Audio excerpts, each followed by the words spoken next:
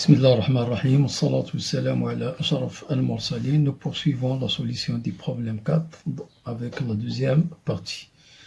Donc, deuxième partie, on a la fonction fx est égale, donc fx est égal 2 plus lnx sur x plus 1. La première question, calculer les limites aux bornes. Donc, premièrement, petit a, donc on va déterminer df déterminant df, le domaine de définition. Donc on a deux problèmes, on a le problème du logarithme et du dénominateur. Donc fx appartient à R si et seulement si les deux conditions suivantes sont satisfaites. Donc x doit être strictement positif et x plus 1 doit être différent de 0. Donc ceci est équivalent bien sûr que x strictement positif. Car c'est x strictement positif, donc automatiquement x plus 1 sera strictement positif, donc différent de 0. Donc df est égal l'intervalle ouvert 0 plus l'infini. Maintenant, on va passer bien sûr à la deuxième tranche de cette question, limite. Limite aux bornes du domaine de définition df.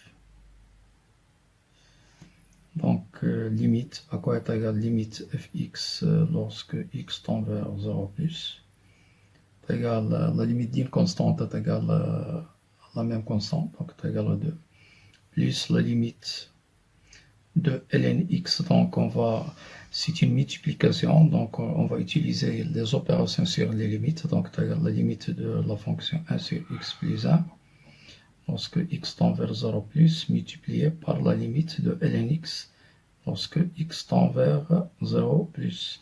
Bien sûr, la première nous donne 1, la deuxième nous donne moins l'infini. C'est une limite usuelle. Donc 1 multiplié par moins l'infini, c'est moins l'infini, auquel on ajoute 2, il reste moins l'infini. Puisque un nombre est plus ou moins l'infini, reste plus ou moins l'infini. Donc ici la justification, donc car la limite de lnx lorsque x tend vers 0 plus est égal à moins l'infini. Maintenant, on va calculer la limite de la fonction fx lorsque x tend vers plus l'infini. Alors là, on a une forme, bien sûr, indéterminée de type plus l'infini, puisque la limite de la constante de elle-même c'est 2, mais limite de lnx c'est plus infini divisé par limite de x plus 1 plus infini. Plus infini c'est plus infini, forme indéterminée. Donc comment bien sûr se débarrasser de cette forme indéterminée? Donc un truc simple, donc on divise et multiplie par ce qui est à l'intérieur de lnx. Donc autrement dit, on va diviser et multiplier par x. Donc la limite est égale 2 fois plus la limite de lnx sur x, donc on a divisé et multiplié par x. Donc c'est un astuce très important qu'il faut bien sûr mémoriser. Donc sur x plus 1. Lorsque x tend vers, bien sûr, plus l'infini. La première limite, c'est une limite usuelle, est égale à 0, et la deuxième, c'est la limite d'une fonction, bien sûr, rationnelle, donc c'est égal à la limite du terme le plus grand degré sur le terme le plus grand degré, limite de x sur x est égal à 1, donc 1 fois 0 c'est 0, plus 2 est égal à 2, donc est égal à 2, bien sûr plus 0 est égal à 2, la justification car la limite de lnx sur x lorsque x tend vers plus l'infini est égal à 0. Passons maintenant à la question petit b, donc interpréter, donner le tableau de variation, petit b interpréter géométriquement, donc interprétation géométrique. Interprétation géométrique.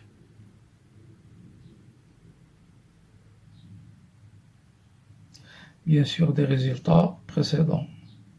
Donc, interprétant la limite de fx lorsque x tend vers 0 plus est également l'infini, donc ceci implique que la droite la droite d'équation cartésienne x égale à 0, qui n'est rien d'autre que l'axe OY, l'axe des ordonnées, et est une asymptote à la courbe CF, bien sûr, à droite.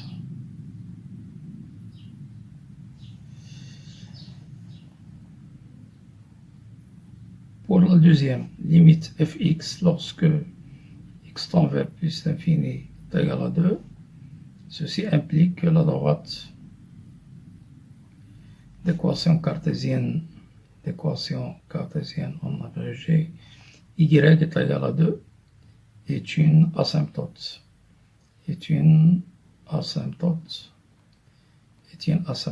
bien sûr, horizontale,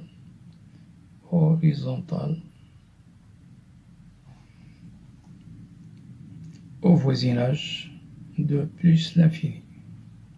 Donc voilà, maintenant on va passer à la deuxième question, montrer que f est dérivable sur df.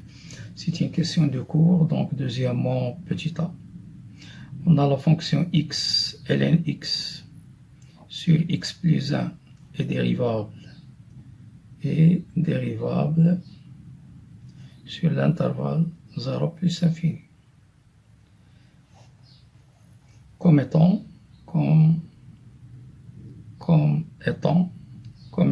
rapport ou bien quotient, rapport de deux fonctions dérivables sur l'intervalle 0 plus l'infini. Bien sûr qui sont le logarithme népérien ln et la fonction polynôme x plus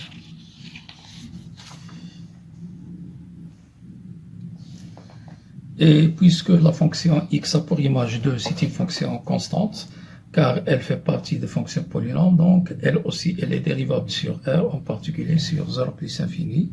Donc, notre fonction f est bien sûr dérivable. Puisque la fonction constante, ça fait partie des fonctions polynômes, elle est dérivable, puisque toute fonction polynôme est dérivable sur R. Donc f est dérivable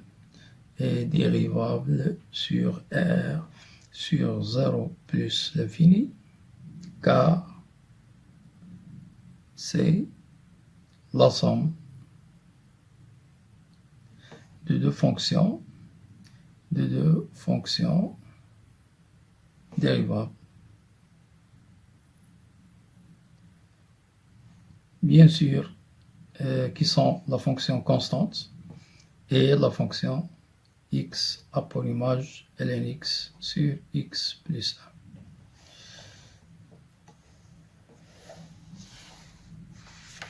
1. Donc maintenant, on va passer bien sûr à la question calculer f' en fonction de gx. Donc petit b, calculons f'x en fonction de gx.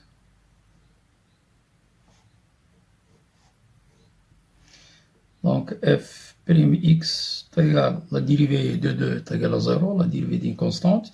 Il nous reste ln x, bien sûr, sur x plus 1 prime. Alors là, on applique bien sûr la technique de la dérivée du rapport de deux fonctions, de g sur h. Donc, c'est égal ln x prime fois x plus 1 moins ln x fois x plus 1 prime. Le tout sur x plus 1 au carré. Donc, c'est égal 1 sur x, c'est x plus 1 moins ln x. Le tout sur x plus 1, le tout au carré. Donc, une remarque, il ne faut pas développer parce que on veut obtenir bien sûr l'expression de gx. Donc, il suffit de rendre au même dénominateur, qui est x bien sûr. Donc, c'est x plus 1 moins x ln x sur x, le tout sur x plus 1 au carré. égale x plus 1 moins x ln x, le tout sur x multiplié par x plus 1 au carré. Or, cette expression, bien sûr, x plus 1 moins x ln x, ce n'est rien d'autre que l'expression de gx, la fonction intermédiaire. Donc, égale gx sur x multiplié par x plus 1 au carré. Donc, finalement, donc f'x est égal gx sur x multiplié par x plus 1 au carré. Il faut toujours encadrer les résultats, bien sûr, final. Donc, petit c a donné le tableau de variation. Bien sûr, le tableau de variation nécessite le signe de f'x. Donc, c'est pour cela, donc pour petit c, on va commencer par f'x. Le signe de f'x, le signe de f'x, bien sûr, est celui de gx. Pourquoi? Parce que x, on travaille dans 0 plus infini strictement positif et x plus 1 au carré strictement positif. Donc, le signe de f', celui de gx qu'on a déjà, bien sûr, fait auparavant. Donc, d'où le tableau de variation de f.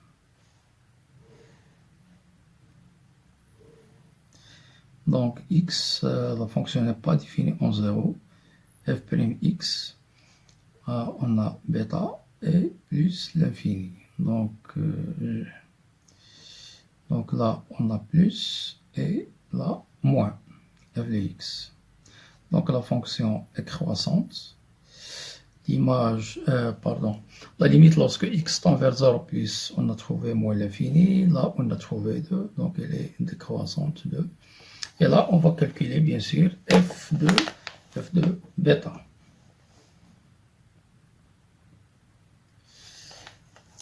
Donc c'est très important.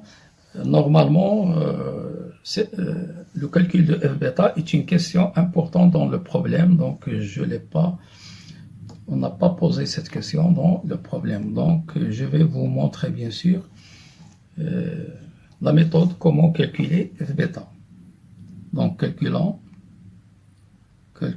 f bêta en fonction de bêta.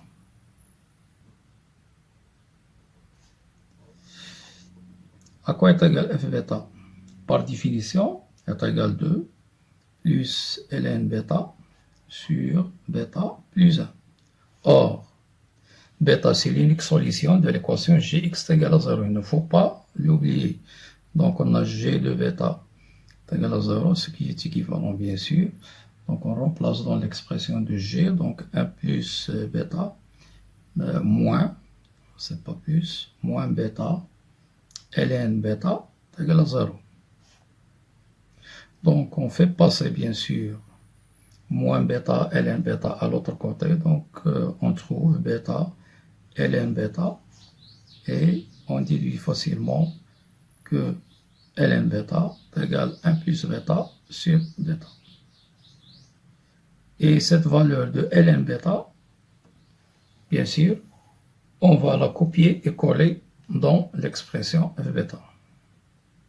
Donc, f bêta est égal de, remplace ln bêta par sa valeur 1 plus bêta sur bêta, le tout sur 1 plus bêta, est égal de plus 1 plus bêta sur bêta, multiplié par l'inverse, 1 sur 1 plus bêta. Ce qui nous permet la simplification. Et finalement, donc, nous trouvons donc f bêta égale 2 plus 1 sur bêta. Donc voilà la valeur qu'on va écrire ici, 2 plus 1 sur bêta. Donc voilà, terminé le tableau de variation de la fonction f. Déterminer la position relative de la droite de la courbe et la droite D, bien sûr, dans le plan. Donc, troisième question, position relative, donc position de C et D. La méthode, bien sûr, est connue par tout le monde, donc il suffit d'étudier le signe de la différence d'équation cartésienne de la courbe et bien sûr l'équation cartésienne de la droite. Donc étudiant le signe de. Donc l'équation cartésienne de la courbe c'est C2 plus ln, donc fx moins 2. Pour bien présenter les choses, est égal. Donc là, on met sin de f moins 2, et là, on écrit on a. Et on commence. Donc fx moins 2, bien sûr, moins 2 est égal lnx sur x plus 1. Donc x plus 1 est strictement positif, donc le signe est celui de lnx.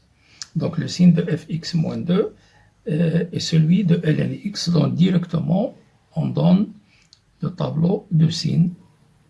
Donc du lnx premièrement, donc s'annule en 1, à droite on a plus, et à gauche on a moins, et là bien sûr on déduit le signe de fx moins 2 puisqu'ils ont le même signe, donc plus, moins, et là on déduit position. Donc, position de C et D.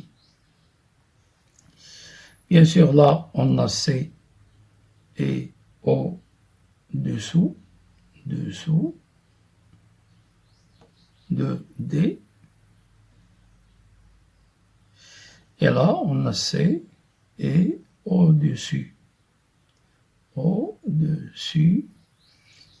de D.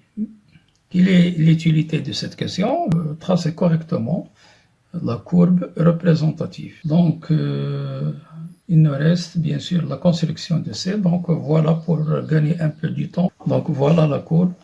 Je l'ai préparée d'avance. Donc, quelles sont les étapes principales de la construction? Comme d'habitude, donc, premièrement, donc, on construit l'asymptote y égale à 2. Bien sûr, il faut respecter l'unité de mesure. Donc, la norme de U est égale à 2 cm. Bêta, il est compris entre 3,5 et 3,6. Donc, on prend bien sûr le milieu de ce segment d'extrémité 3,5, 3,6. Donc, F bêta, c'est 2 plus 1 sur bêta. 1 sur bêta, environ 0,35, 30 quelque chose. Donc de toute façon il est supérieur à 2. Et comment bien sûr vous trouvez la valeur 1 sur bêta? Donc vous avez l'encadrement de bêta, donc vous allez déduire l'encadrement de 1 sur bêta, et bien sûr vous allez placer 1 sur bêta comme milieu de ce segment que vous obtenez après cet encadrement. Et on a bien sûr l'axe des ordonnées est une asymptote, l'axe des ordonnées est une asymptote verticale. Donc on a bien sûr une valeur maximale, donc la tangente il est horizontale. Donc voilà en ce qui concerne le traçage de la fonction f. Donc maintenant on va passer bien sûr à la la partie 3, donc partie 3. Partie 3, partie grand A.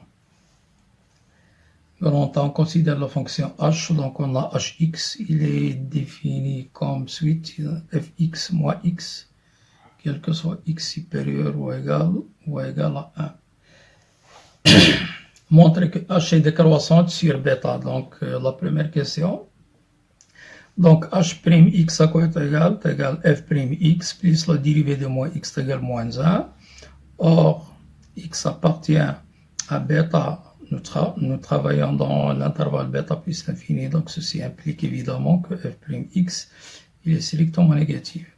Par conséquent, donc f'(x moins 1 est aussi strictement négatif. La somme de deux nombres qui sont strictement négatifs.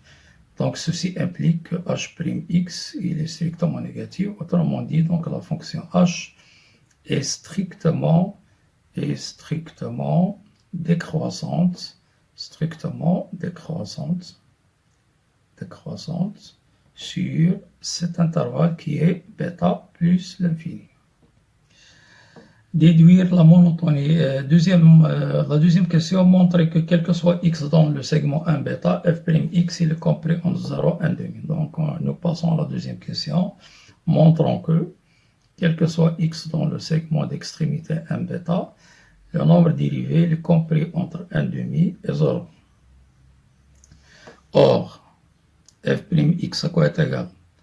Donc, on a déjà calculé f'x, donc on a trouvé f'x, voilà le résultat, on a trouvé gx égale gx sur x plus 1 au carré. Or, gx, il est inférieur ou égal à 2. Pourquoi? D'après la première partie, donc 2, c'est une valeur maximale, donc quel que soit x strictement positif. Donc, ceci implique que f'x il est inférieur à 2 sur x multiplié par x plus 1 au carré. Donc, il suffit de montrer, si on arrive à montrer que 1 sur x multiplié par x plus 1 au carré est inférieur ou égal à 1 sur 4, c'est fini.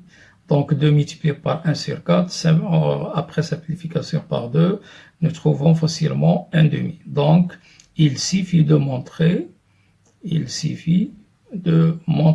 que x multiplié par x plus 1 au carré est supérieur ou égal à 4. Car si x multiplié par x plus 1 au carré est supérieur ou égal à 4, donc en passant à l'inverse, nous trouvons 1 sur x multiplié par x plus 1 au carré inférieur ou égal à 1 quart.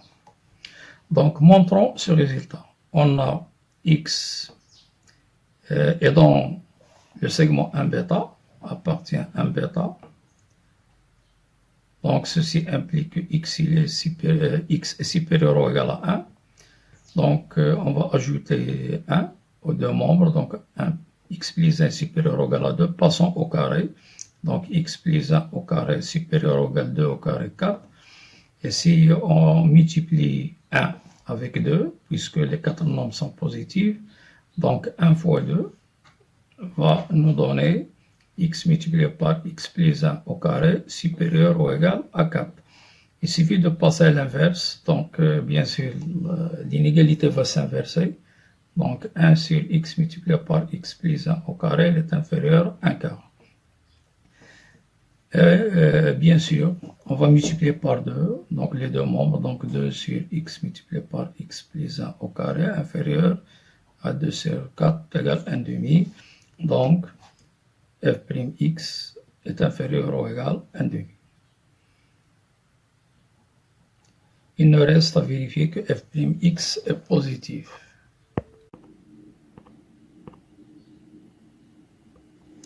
Il nous reste bien sûr à vérifier que f'x est positif.